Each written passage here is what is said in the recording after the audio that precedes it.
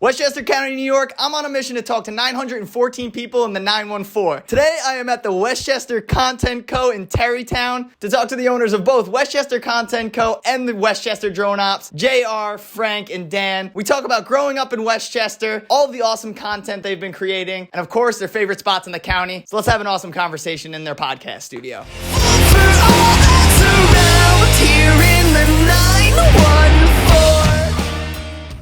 Let's talk about Westchester. Where you guys grew up, and maybe what are some of your memories? I grew up in Irvington. All my memories was kind of just like going to the waterfront, hanging around town, hanging around Terrytown too. How about you? Where'd you grow up? Yeah, I mean, I'm from Irvington as well. We grew up together. Irvington, I don't get to very often, but I've been spending a little more time recently down there. It's that waterfront is super nice down there. It's a nice little town. Like the waterfront's nice, but there's not like a lot going on there. Yeah, it's small. It's small, yeah. It's The main street is like it's a tiny little strip, and there's like not a ton going on, but it's nice. It's very picturesque. Did you go to Irvington High School? Yeah, Irvington High School. What year? I didn't. You didn't. Okay. I went to Ardsley. Oh, you went to Ardsley. Okay, cool. Yeah. Yeah, I grew up in Pelham. Been there my whole life. Still there. Just I like the tight knit community. I work now, a full-time job with a bunch of guys I grew up with. It's a good place. I mean, it's small. There's not much going on. You know, it's crazy to see how it's grown in the last 36 years from what it was when I was a kid till now. It's definitely changed. Yeah, totally. It's another area like I feel like I don't get to enough, even though it's like pretty close by to where I am. So let's talk about Westchester Drone Ops and what you guys are up to and doing now. So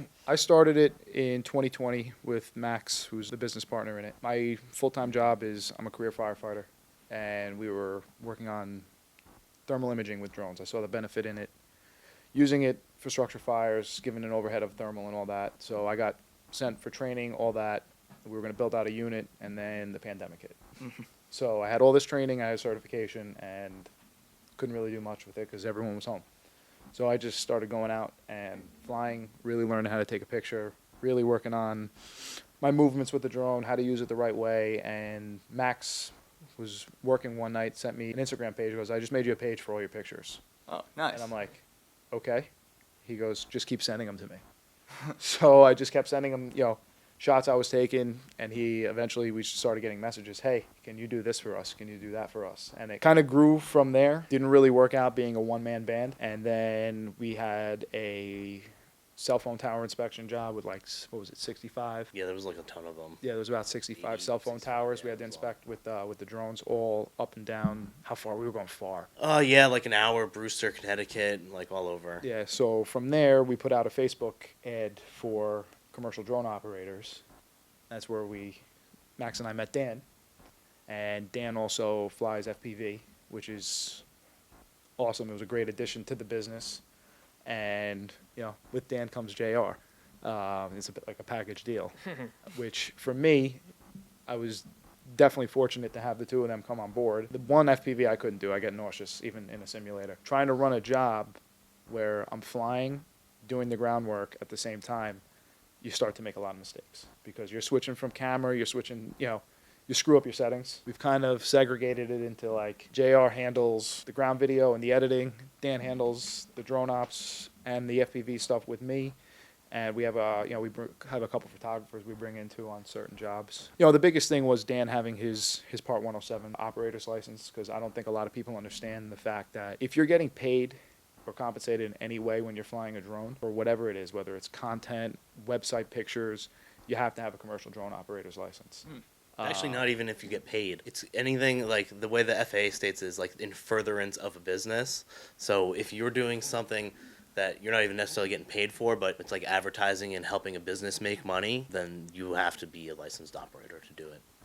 That's pretty crazy. So that's what we were bringing to the table early on before we really had to be a one-stop shop. We bring the legal aspect of having a drone operator to whether it's your real estate listing, whether it's your Instagram content, whether it's your website content, because a lot of people are just taking a drone, throwing it up in the air and breaking a ton of rules, which in turn makes us look bad as professional operators. That's what we brought to the table, and then it kind of grew from there where I was like, we need to be the one-stop shop where we can do ground, photo, aerial, and do it all. The name kind of limits us a little bit onto what we can do, but JR, once we really got good at producing podcasts, we came up with the whole Westchester Content Co, because it kind of encompasses everything that we do. Right. And we're just fortunate enough to build this here. So it seems like it started almost as like utility, and now it's kind of like on to being any kind of content. Like you're taking that skill, like you were doing it for a specific reason, Yeah. and then you were like, oh wow, we can like take this and like expand on what we're doing here. So let's talk about this podcast studio. This is new, seemingly, from what you guys have been telling me. What's going on here? What are we doing here? Thank you for allowing me to not set up a camera today, or audio. So yeah, I mean, we built this like 2 months ago now. Like Frank was saying before, we used to bring the whole podcast to different locations and like have to set everything up. And then we kind of wanted like a more one-stop shop where people can just come in, it's plug and play. They get like all the camera recordings, they get a live edit. It just makes life easier, even if you want to, we have the different backgrounds, backdrops. If a photographer wants to come here and use it for headshots, or you want to come in here and do your product photography, or do a product video, like it's small but it gets the job done. This was Jeremy's brainchild. I look at it as these guys come to me with ideas. I look at how to execute them the right way. We weren't in a spot to go rent a studio space. We weren't in that yet. So we were like, you know what, let's scale it back. Let's see if we can build it somewhere else, see how it goes, and take it from there. And at the end of the day, if it doesn't really go anywhere, we have a space to create.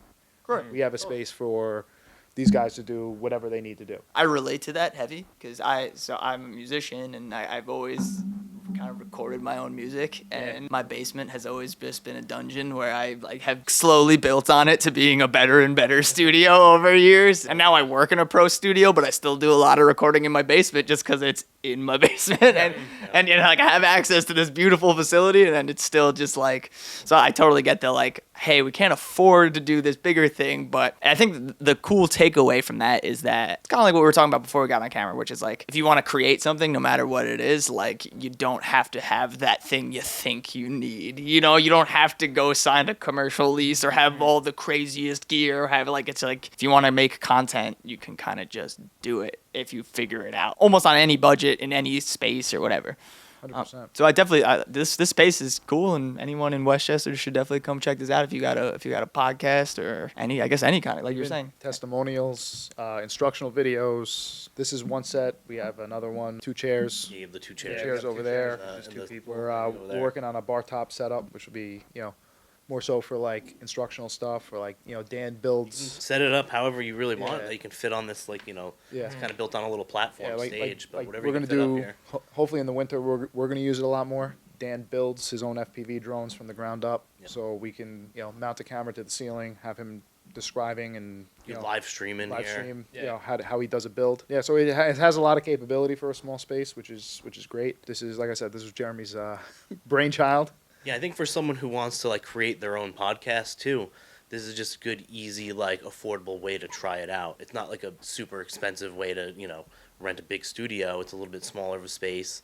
You can get an idea for what it's like to run your own podcast. It's cheaper on the client that, we don't have to bring it to you. right? Yeah, and the other thing too is we're here. Jeremy's here. You have somebody here to run the room with you. You don't have to come in here and just figure it out on your own. Jeremy's here to help set you up, get your camera angles, and this way it's right the first time, because we made a lot of mistakes. Yeah. We've learned from those mistakes. That's why we're sitting here. And for someone just starting out, like, you can get a product with, hopefully no mistakes, and you can walk out the door with a rough cut. Totally. Yeah, that's awesome. Very cool. So let's talk about some projects maybe you're working on around Westchester or in the area in general. Yeah, so we just recently finished up a big recruitment project for a fire department up in Putnam.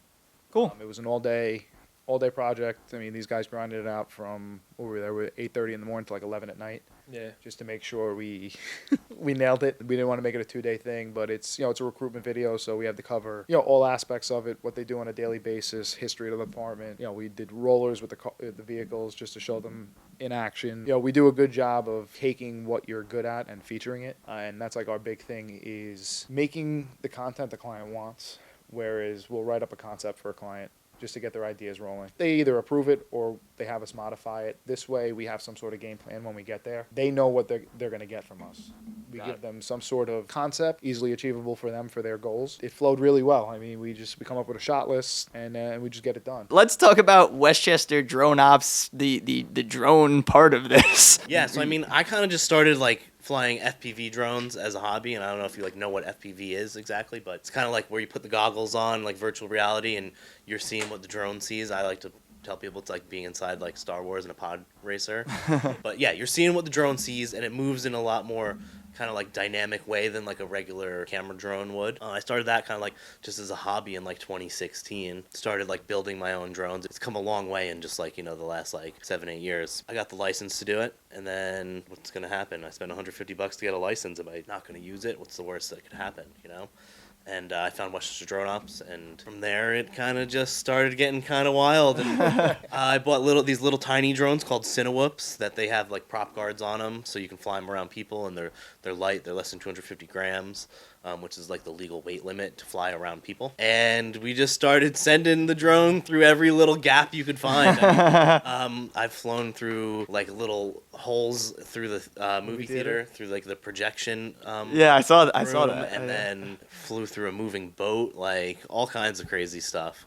It's almost like Yacht, like a huge yacht, just like out in the ocean, just flew right through the top of it. it's almost like playing a video game. It's totally like playing a video game. It's totally like playing a video game. I mean, some people just can't take it. It makes them nauseous. It would make me nauseous. Like, yeah, 100%. It's tough. But I got used to it, and like like to me, it's like you're out of body. Like you're in another place. That's awesome. It's pretty sweet. Sick. Yeah, and I look at that as my job is to push his limits.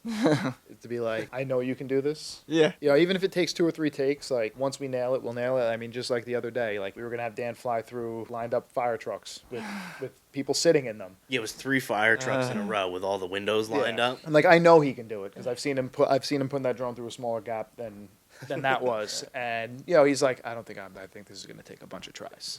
Would it break if you ran it into things? No, like it's so light and small that like generally it won't have any problems. I mean, it could break if it falls from like high, but no, for the generally they're pretty durable. Okay, cool. You know, as long as you don't get like hair or anything all stuck up in the which hasn't happened yet. Yeah, we knock flew on wood.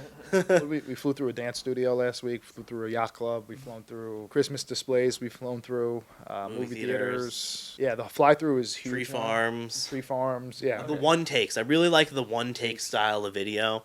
You've probably seen one somewhere on the internet, like the bowling alley where the drone comes in from the outside. That's like my favorite thing. I think it's so fun to coordinate like with people doing activities. Like at like family vacations, I've coordinated with my family to like someone pulls into our vacation house with the car, gets out, someone throws them the frisbee, and then like my niece is there and it spins around, goes through the house, out the back window, over the lake. Like it's cool. I could see a sick music video going like that. Oh yeah, we've done tons of. We've used it in so many music videos. He does a lot of music videos. Over the last few years, we've done a bunch, and I've done a ton of like drone work for them. Nice. We just did a music video with this guy Teddy Waves, and I was just flying all around him, and like the shots are cool. It's just a different dynamic shot you don't see often. Yeah, totally. His legs. Yeah, and Through the legs, like through people's legs, through someone in a bar. They were pouring a drink, like a drink, like a big shot. I That's flew right awesome. through his arms, through the liquid. That's awesome. Yeah, so I mean, and that's the other thing too, is that's specialized.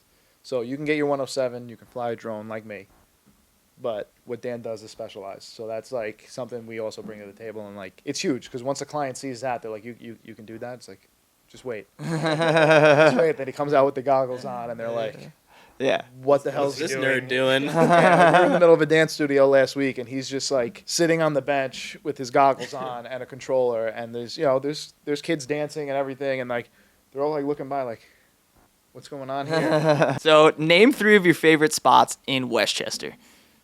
Johnny's Pizza, Yeah. Okay. Good. Thank God. Walters, Oh, nice. and Chat Scarsdale. I don't know. I haven't been there. What restaurant is that? It's American Grill. They got good food. It's all part of like the Chat 19 in Larchmont, Okay. Moscato, Lusardi's. It's all part of that group. It's Sick. yeah, real good. Awesome. Nice. I think I'm gonna go Beekman Ale House, Terrytown Waterfront, Oh, Tarrytown Waterfront, Nice like spot. Pearson Yeah, Park. Yeah, yeah, That's a great spot. probably Utermeyer Gardens. Oh, Undermeyer. Yeah, hell yeah. I would probably pronounce it super wrong. Yeah, No vibes. Undermeyer's great. That's good. That's a good 3. Beekman Ale House. I didn't go to it till recently, but it's like kind of underrated. It's Yeah. solid pizza, but like really good beer selection too. Like really good Yeah, craft super- beer selection. Super good craft beer. You got your favorite spots over I there? think so. First gonna be Scaparato's Deli in Dobbs. Yeah. Go wrong. You know, Scaps. banging cutlet in Westchester. Number 2 is gonna be the waterfront in Terrytown. I spend a lot of time down there. I know you said that, but it's the most picturesque place around. You know. Yeah, totally. Like almost every day is like the most amazing sunset with the bridge there and everything. Yep. Yeah, that place is awesome. Number 3 is gonna be La Perla Poblanita in Terrytown. It's a Mexican restaurant. Okay. They have the most fire birria tacos, Ah. like authentic Mexican. It's right on Main Street in Terrytown, kind of. Does it have a red awning? Bottom, it has a red awning. I've been there. Yeah. Amazing. Yeah, that spot is good. Yeah, all the food. It's very authentic. It's good. So. Awesome. Thanks for having me here at the Westchester Content Co. I appreciate you guys inviting me over. Thanks for coming through. Cheers. Thank you. Sick.